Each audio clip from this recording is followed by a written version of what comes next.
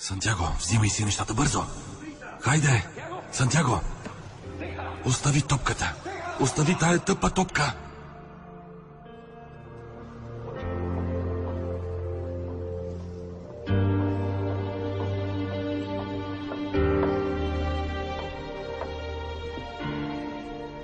Господине, качвайте се.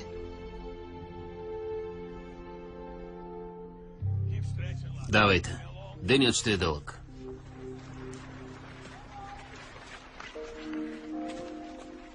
Какво правиш тук? Защо не си в самолета?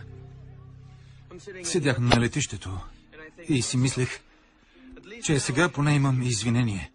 Основателна причина, с която да се оправдая пред всички. Баща ми почина. Наложи се да се върна, за да поема бизнеса. Знаете ли защо си търся извинение? Не. Защото така ми беше насъдено от баща ми.